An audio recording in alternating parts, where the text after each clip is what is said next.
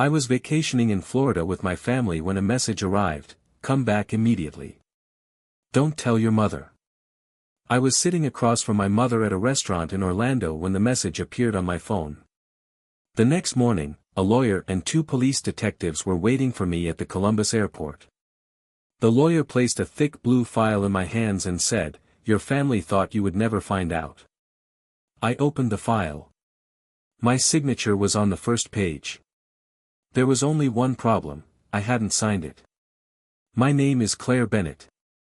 I was 40 years old and managed commercial properties in Ohio. I was the kind of person who read every document twice. My mother, Patricia, was 66. She gave orders in a soft voice, as if speaking quietly made them requests. My brother Ryan was 37. He was the family's golden boy. Every mistake he made was dismissed as bad timing. His wife Tara was 34, expensive clothes, a sharp tongue, and a phone that was always in her hand. My mother's husband Mark was 68, a retired accountant who brought up taxes at every dinner. We were all spending a week together in Florida. I had paid for the resort. The message had come from our family attorney, Daniel Price. "I told Mom there was an emergency at the office during your vacation," Daniel said. She'd asked, "One of my tenants is causing a problem." Ryan had laughed. "Apparently the whole state of Ohio shuts down without Claire." Everyone laughed. I didn't. On the way to the airport, Mom asked me 3 times what had happened. I gave her the same answer each time: "It's a leasing issue." She didn't suspect anything. When I landed in Columbus, Daniel met me outside the arrivals area. Detective Harris and Detective Cole were standing beside him. "Am I under arrest?" I asked. "No," Harris said. "We believe you're the victim." Daniel handed me the file. Inside were transfer documents for the downtown building my late father had left me. It was worth $3.2 million. According to the paperwork, ownership had been transferred from me to a new company called Bennett Family Holdings. Ryan owned that company. "When did this happen?" "8 days ago," Daniel said. "You were in Florida. That appears to be why they did it." I turned to the next page. It was a power of attorney in my name, complete with a notary stamp. Detective Cole leaned forward. "Did you give Patricia Bennett authority over your financial affairs?" "Never." "Patricia Bennett is your mother?" "Yes." Daniel pulled out another document. "The building is scheduled to be sold to a developer on Friday. If the closing goes through, the money will be divided among 3 bank accounts." "Whose accounts?" "Your mother's, Ryan's, and Mark's." I closed the file. "Why did your message specifically say not to tell Mom?" Daniel didn't answer. Detective Harris did. "Because we believe the plan was hers." That was the first shock. I could easily believe Ryan had done it. He'd borrowed money from me before and rarely paid it back. Mark understood accounts, taxes, and property transfers. But Mom, the year before, she had stood inside that same building and told me, "Your father left this to you because he knew you could handle it." Now she was trying to sell it behind my back. "How did you discover this?" I asked. "The notary contacted me to verify your signature," Daniel explained. "She thought the date looked suspicious. The documents say you signed them in Columbus, but you were already in Florida. What happens now?" Detective Harris moved closer to the table. "We can stop the closing immediately, or we can let them believe it's moving forward and bring everyone into the same room." "Do the second one."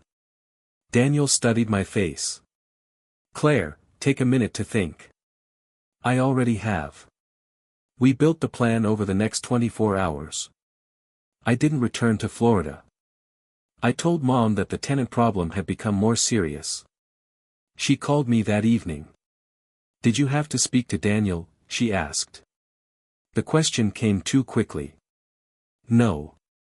"Why?" "No reason. I was just wondering." She wanted to know whether I had discovered anything. On Thursday, I posted a message in the family group chat, problem solved. Hope everyone is enjoying the rest of the trip. Ryan sent a photo of himself beside the resort pool, captioned, "Some of us know how to relax." The closing was scheduled for Friday morning at a downtown law office. A camera had already been installed in the conference room.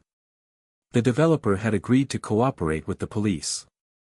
Mom, Ryan, and Mark took an overnight flight from Florida. They didn't tell me they were returning to Ohio. I watched everything on a monitor from the next room. An assistant couldn't find the projector remote and kept opening drawers. Ryan checked his watch every few seconds. "Please complete the paperwork quickly," Mom said. "We have a return flight this evening." Daniel opened the file. "Where is Claire?" Mark pulled several papers from his folder. "Patricia has power of attorney. Claire doesn't need to be here." "Does Claire know about this sale?" Mom's voice stayed completely calm. This was her decision. She doesn't like public attention. Daniel placed a document bearing my genuine signature on the table. "Then why don't these signatures match?" Ryan stood up. "What the hell is this?" I walked into the conference room. Mom's hand struck her coffee cup. It didn't fall, but coffee spilled across the table. "Claire," she said. "What are you doing here?" "Attending the closing for my building." Mark immediately started gathering the papers. "Sit down," I said. "The police are outside." Ryan turned to Mom. "You said she would never find out." The room went silent. Mom clenched her jaw. "Be quiet, Ryan." "No. You said Daniel wouldn't check the documents." The detectives entered. Mom looked directly at me. "We were doing this for the family. Ryan is in debt. Mark's retirement money is almost gone. You already have more than enough. So you forged my signature. You never would have agreed." "You're right." Detective Harris separated the three of them. Ryan began talking first. Mark demanded an attorney. Mom stayed silent. I thought it was over. Then came the second twist. Tara arrived at the law office carrying her phone and a flash drive. "I already sent everything to the police," she said. Ryan glared at her. "What did you do?" Tara looked at me. "Daniel sent the message, but I was the one who found the documents." She had been suspicious of Ryan for 2 months, thinking he was having an affair, so she checked his laptop. There was no affair. Instead she found emails, forged documents, and records for 3 secret bank accounts. "Why didn't you tell me earlier?" I asked. I needed proof. And honestly, I wanted to protect myself. Ryan shouted, "You're my wife."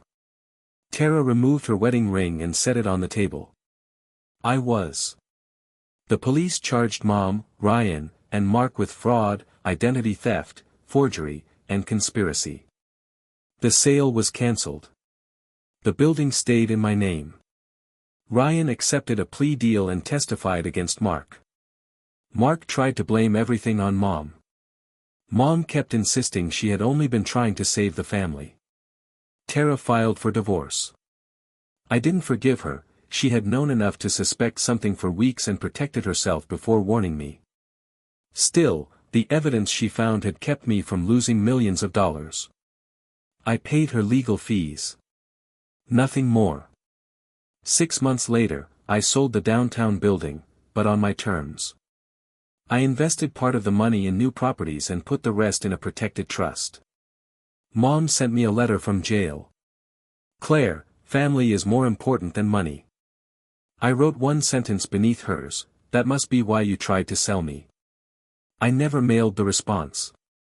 I fed the letter into a shredder. The final family photograph from our Florida vacation is still on my phone. Mom is smiling in the center. Ryan is holding a drink by the pool. Mark is wearing sunglasses. Everyone looks happy. 12 hours after that photo was taken, they were preparing to steal my life. The picture is stored in a hidden folder now, not as evidence, only as a reminder that people can smile at you while practicing your signature.